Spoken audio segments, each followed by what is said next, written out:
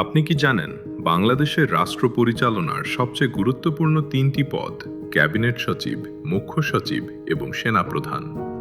কিন্তু রাষ্ট্রীয় প্রোটোকলে কে কার আগে, কে বেশি গুরুত্বপূর্ণ, কার ক্ষমতা বেশি? অনেকেই মনে করেন যিনি প্রোটোকলে আগে থাকেন তিনিই সবচেয়ে ক্ষমতাবান। কিন্তু বাস্তবে বিষয়টি এতটা সহজ নয়, কারণ প্রোটোকল, প্রশাসনিক ক্ষমতা এবং সাংবিধানিক কর্তৃত্ব এই তিনটি সম্পূর্ণ ভিন্ন বিষয়।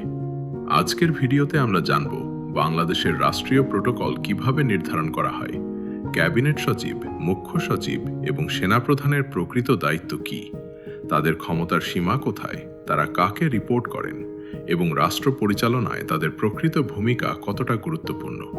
চলুন শুরু করা যাক। বাংলাদেশে রাষ্ট্রীয় প্রোটোকল নির্ধারণ করা হয় ওয়ারেন্ট অফ প্রেসিডেন্স বা রাষ্ট্রীয় অগ্রাধিকার তালিকার মাধ্যমে।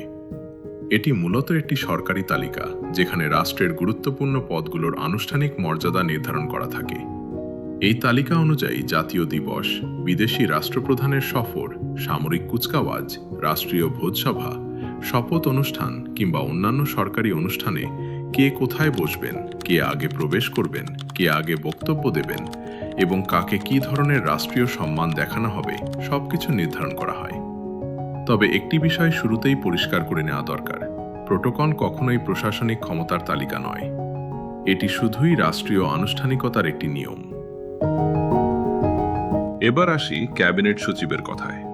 ক্যাবিনেট সচিব বাংলাদেশের সর্বোচ্চ পদমর্যাদার বেসামরিক কর্মকর্তা। তিনি মন্ত্রিপরিষদ বিভাগের প্রধান এবং পুরো বেসামরিক প্রশাসনের কেন্দ্রীয় সমন্বয়কারী হিসেবে কাজ করেন।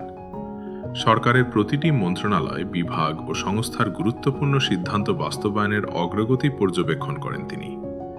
প্রধানমন্ত্রী ও মন্ত্রিসভার বৈঠকের এজেন্ডা প্রস্তুত করা, বৈঠকের কার্যবিবরণী সংরক্ষণ, মন্ত্রিসভার সিদ্ধান্ত বাস্তবায়ন তদারকি, আন্তঃমন্ত্রণালয় সমন্বয়, প্রশাসনিক জটিলতা নিরসন এবং জাতীয় গুরুত্বপূর্ণ নীতিগত সিদ্ধান্ত বাস্তবায়নের ক্ষেত্রে ক্যাবিনেট সচিব অত্যন্ত গুরুত্বপূর্ণ ভূমিকা পালন করেন। বাংলাদেশ সিভিল সার্ভিসের অনেক কর্মকর্তা সচিব হলেও তাদের মধ্যে ক্যাবিনেট সচিবই সর্বোচ্চ সিনিয়র কর্মকর্তা হিসেবে বিবেচিত হন।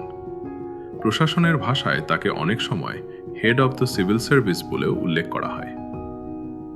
এবার আসি মুখ্য সচিবের বিষয়ে।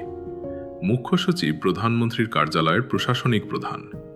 এই পদটির গুরুত্ব গত কয়েক দশকে অনেক বেড়েছে, কারণ বর্তমান রাষ্ট্র ব্যবস্থায় প্রধানমন্ত্রীর কার্যালয় থেকেই বহু গুরুত্বপূর্ণ নীতিগত সিদ্ধান্ত, উন্নয়ন প্রকল্প, নিরাপত্তা সমন্বয় এবং প্রশাসনিক নির্দেশনা পরিচালিত হয়। মুখ্য সচিব প্রতিদিন প্রধানমন্ত্রীর সঙ্গে কাজ করেন, বিভিন্ন মন্ত্রণালয় থেকে আসা গুরুত্বপূর্ণ নথি যাচাই করেন, বিভিন্ন সংস্থার সঙ্গে সমন্বয় করেন, প্রধানমন্ত্রীর বৈঠকের প্রস্তুতি নেন এবং সরকারের অগ্রাধিকার প্রকল্পগুলোর অগ্রগতি পর্যবেক্ষণ করেন।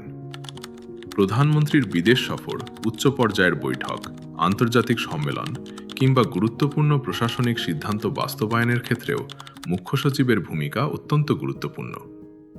তবে একটি বিষয় মনে রাখতে হবে, মুখ্য সচিবের ক্ষমতা মূলত প্রধানমন্ত্রীর কার্যালয়কে কেন্দ্র করে। তিনি পুরো সিভিল সার্ভিসের প্রধান নন। সেই ভূমিকা পালন করেন ক্যাবিনেট সচিব।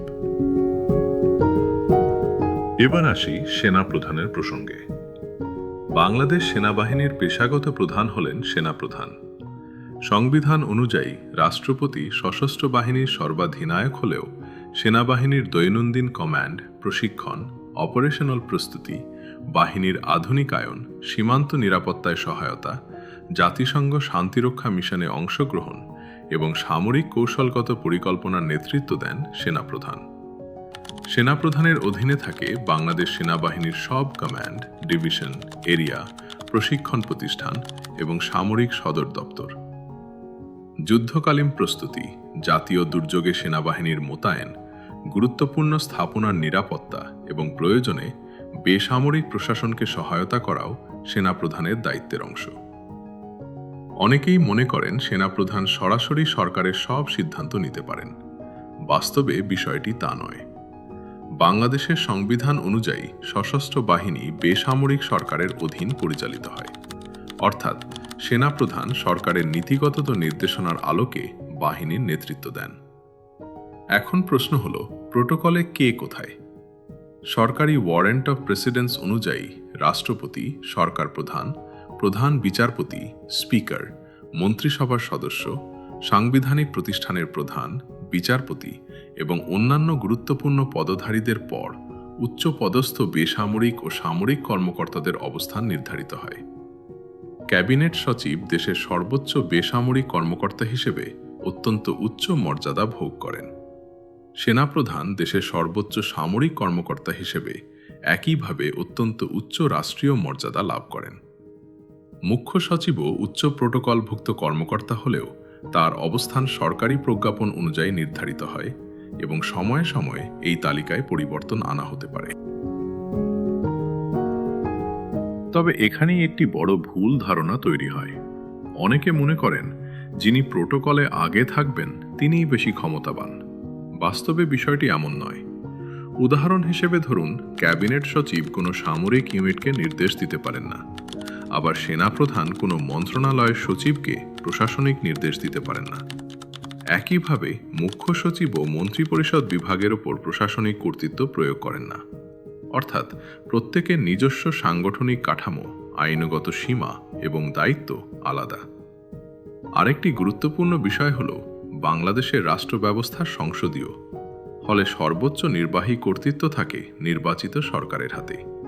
প্রশাসন, সামরিক বাহিনী এবং সরকারি দপ্তর সবই শেষ পর্যন্ত সাংবিধানিক কাঠামোর অধীন পরিচালিত হয়।